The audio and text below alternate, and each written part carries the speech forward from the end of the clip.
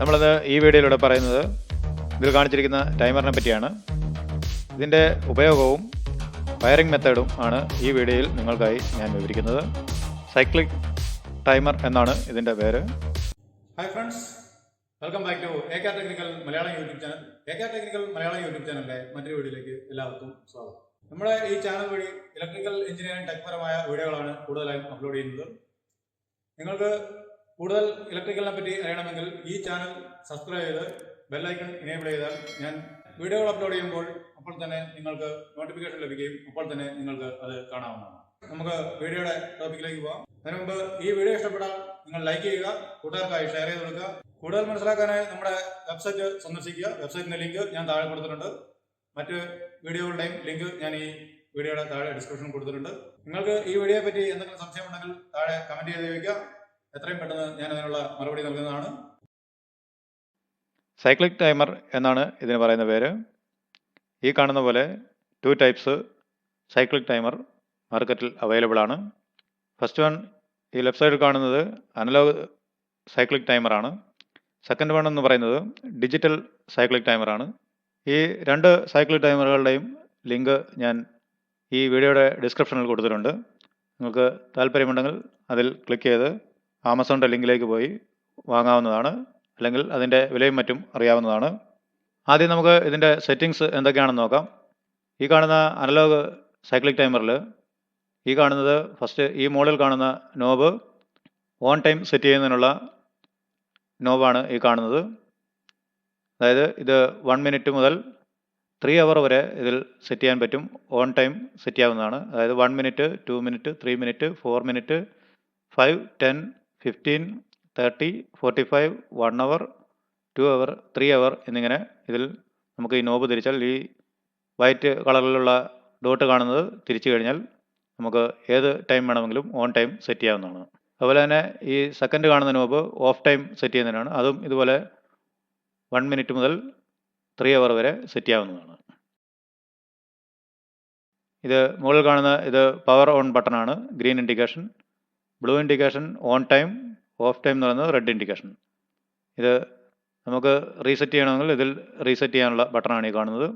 അതുപോലെ തന്നെ ഇവിടെ ഓട്ടോയിലാണെങ്കിൽ ഇതിൽ നമ്മൾ 5 മിനിറ്റാണ് വെച്ചിരിക്കുന്നതെങ്കിൽ 5 മിനിറ്റ് കഴിയുമ്പോൾ 1 അവർ നമ്മൾ ഓഫ് ടൈമാണ് വെച്ചിരിക്കുന്നതെങ്കിൽ ഓട്ടോയിലിട്ട് കഴിഞ്ഞാൽ ഇത് 5 മിനിറ്റ് റണ്ണതിന് ശേഷം 1 അവർ ഓഫിൽ കിടക്കുന്നതാണ്. അതായത് മോട്ടോർ കണക്ട് ചെയ്തിരിക്കുന്നതെങ്കിൽ 1 അവർ കഴിയുമ്പോൾ ഇത് വീണ്ടും റീസ്റ്റാർട്ട് ആകും.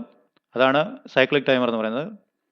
വീണ്ടും 5 മിനിറ്റ് ഓടി 5 മിനിറ്റ് വർക്കായതിനു ശേഷം വീണ്ടും 1 അവർ ഓഫ് ടൈം നമുക്ക് ലഭിക്കും.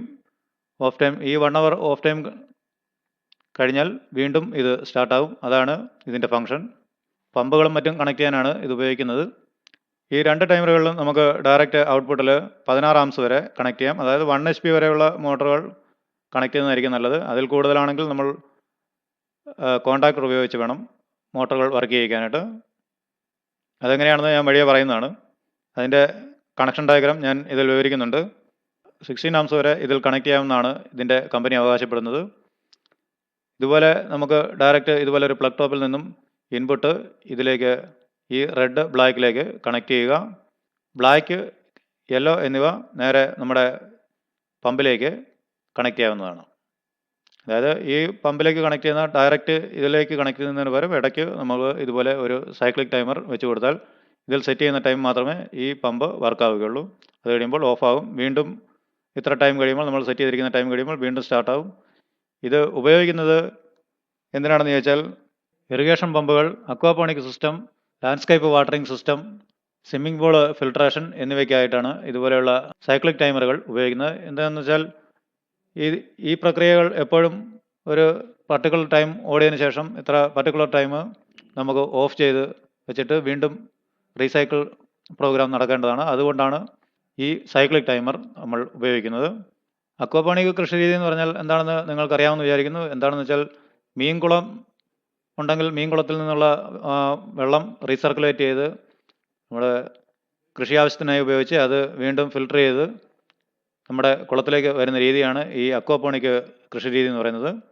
അതായത് കൃത്യമായ ഗ്യാപ്പുകളിൽ നമുക്ക് ഓട്ടോമാറ്റിക്കായി റീസൈക്കിൾ പ്രോഗ്രാം നടക്കണം. അതിന് വേണ്ടിയിട്ടാണ് ഈ സൈക്ലിക് ടൈമർ ഉപയോഗിക്കുന്നത്.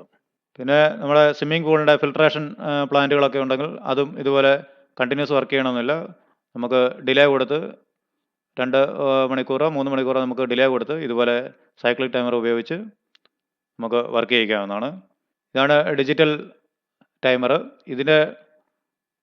ഇതും അതുപോലെ തന്നെയാണ്. നമുക്ക് ഇതുപോലെ പ്ലഗിലേക്ക് നേരിട്ട് ഇൻപുട്ട് കൊടുത്ത് ഔട്ട്പുട്ട് നേരെ മോട്ടറിലേക്ക് കണക്ട് ചെയ്യാവുന്നതാണ്. ഇതിൽ നമുക്ക് മറ്റൊരു സൗകര്യമുള്ളതെന്ന് വെച്ചാൽ നമുക്ക് അവർ, മിനിറ്റ്, സെക്കൻഡ് എന്നിവ ഇതിൽ നമുക്ക് സെറ്റ് ചെയ്യാവുന്നതാണ്. അതായത് ഈ ടി ഓൺ എന്ന് പറയുന്നത് ടൈമർ ഓൺ, ടൈമർ ഓഫ്, പിന്നെ സ്റ്റോപ്പ് എന്നിങ്ങനെ ഉള്ള ബട്ടണാണ് ഈ കാണുന്നത്. ഇതിലും power on indication, on time, off time എന്നിവയാണ് കാണിക്കുന്നത്. ഇതിൽ ഫസ്റ്റ് ഈ 2 ഡിജിറ്റ് ഹവറും, second 2 digit minute, third 2 digit സെക്കൻഡാണ് ഇതിൽ ഡിസ്പ്ലേയിൽ കാണിക്കുക. നമുക്ക് ടൈമർ ഓൺ സെറ്റ് ചെയ്യണമെങ്കിൽ ഇതിൽ പ്ലഗ് ചെയ്തതിന് ശേഷം, ഓൺ ആക്കിയതിന് ശേഷം ഇതിൽ ഡിസ്പ്ലേ വരും. ഡിസ്പ്ലേ വന്നതിന് ശേഷം നമ്മൾ ടി ഓൺ എന്ന ഈ ബട്ടണിൽ പ്രസ് ചെയ്തിട്ട് ഹവർ സെറ്റ് ചെയ്യാം. ഹവർ നമുക്ക് 3 മണിക്കൂറിൽ കൂടുതലും സെറ്റ് ചെയ്യാൻ പറ്റുന്നതാണ് ഇതിൽ. അതാണ് ഈ ഡിജിറ്റൽ ടൈമറിൻ്റെ ഒരു ഗുണം. ആദ്യം കാണിച്ച ഈ ടൈമറിൽ നമുക്ക് 3 അവർ മാത്രമേ സെറ്റ് ചെയ്യാൻ പറ്റുകയുള്ളായിരുന്നു. എന്നാൽ ഇതിൽ നമുക്ക് കൂടുതൽ ടൈം നമുക്ക് ഓഫ് ടൈമും ഓൺ ടൈമും സെറ്റ് ചെയ്യാൻ പറ്റുന്നതാണ്. അതായത് ടൈമർ ഓണിൽ പ്രസ് ചെയ്തിട്ട് അവർ സെറ്റ് ചെയ്യാം. അവർ 2, 3, 4 മണിക്കൂർ ഇതിൽ സെറ്റ് ചെയ്യാവുന്നതാണ്. അതുപോലെ മിനിറ്റ് സെറ്റ് ചെയ്യാം. അതുപോലെ സെക്കൻഡും ഇതിനകത്ത് സെറ്റ് ചെയ്യാവുന്നതാണ്. ഈ അവർ, മിനിറ്റ് 0-ൽ ആണെങ്കിൽ നമുക്ക് സെക്കൻഡിൽ വർക്ക് ചെയ്യിക്കണമെങ്കിലും ഇതിൽ വർക്ക് ചെയ്യിക്കാൻ പറ്റുന്നതാണ്.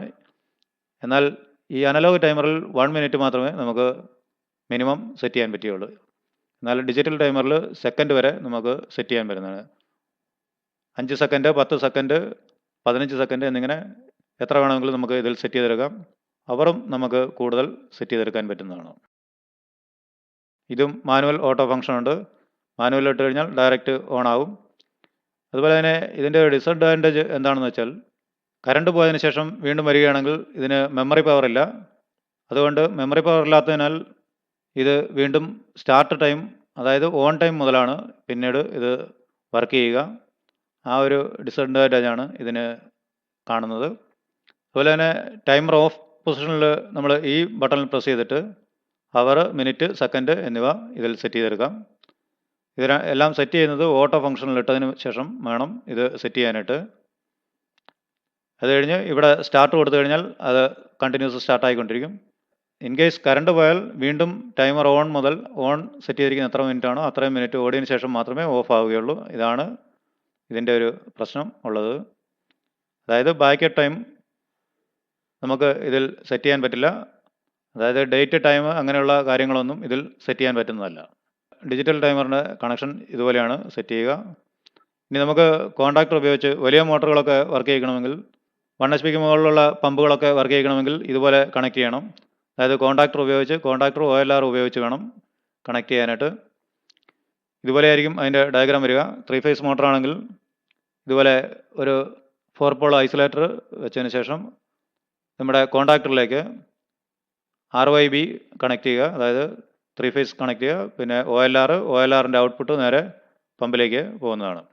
ഈ ടൈമറിൻ്റെ ഇൻപുട്ട് നമ്മൾ ഈ റെഡ് ഫേസിൽ നിന്നാണ് ഒരു ബ്രേക്കർ ഉപയോഗിച്ച് OLRൻ്റെ 95, 96 എന്ന ഈ NC പോയിന്റിലേക്കാണ് കണക്ട് ചെയ്യുന്നത്.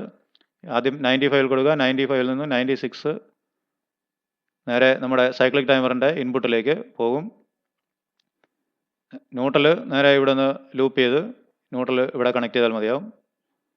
ഔട്ട്പുട്ട് നേരെ A1, A2 എന്നീ പോയിന്റുകളിൽ, ഈ കോൺടാക്ടറിൻ്റെ A1, A2 എന്നീ പോയിന്റുകളിലേക്കാണ് പോകുന്നത്. എപ്പോൾ ഈ ടൈമർ ഓൺ ആകുന്നു അപ്പോൾ ഈ കോൺടാക്ടർ ക്ലോസ് ആവുകയും നമുക്ക് ഈ 3 ഫേസിൽ നിന്നുള്ള സപ്ലൈ ഔട്ട്പുട്ട് ഇതിലേക്ക് നമ്മുടെ പമ്പ് മോട്ടറിലേക്ക് സപ്ലൈ നേരെ കിട്ടുന്നതാണ്. ഇൻ കേസ് എന്തെങ്കിലും മോട്ടറിന് കംപ്ലൈൻറ്റ് ഉണ്ടായാൽ ഈ OLR ട്രിപ്പ് ആവുകയും ഇതിലേക്കുള്ള സപ്ലൈ നിലയ്ക്കുകയും ചെയ്യും. അപ്പോൾ നമ്മുടെ ഈ ഫംഗ്ഷൻ ഓഫ് ആകുന്നതാണ്. അടുത്തതായി നമുക്ക് ഡിജിറ്റൽ ടൈമറിൻ്റെ കണക്ഷൻ സെയിം തന്നെയാണ്. ഇതുപോലെയാണ്. മുമ്പ് അനലോഗ് ടൈമറിൻ്റെ എന്താണ് കാണിച്ചത് അതുപോലെ തന്നെയാണ് ഈ ഡിജിറ്റൽ ടൈമറിനും. ഇതുപോലെ ഐസൊലേറ്റർ കൊടുത്ത് നേരെ നമ്മുടെ മോട്ടറിൻ്റെ കപ്പാസിറ്റിക്ക് അനുസരിച്ചുള്ള ഒരു കോൺടാക്ടർ വെക്കുക. ഇതിപ്പോൾ ഞാൻ ഒരു 12 ആംപിയറിൻ്റെ കോൺടാക്ടറാണ് ഇതിൽ കാണിച്ചിരിക്കുന്നത്. നമുക്ക് കൂടിയ ആംപിയറിൻ്റെ കോൺടാക്ടർ വെച്ചിട്ട് വേണമെങ്കിലും ഇതുപോലെ വർക്ക് ചെയ്യിക്കാം.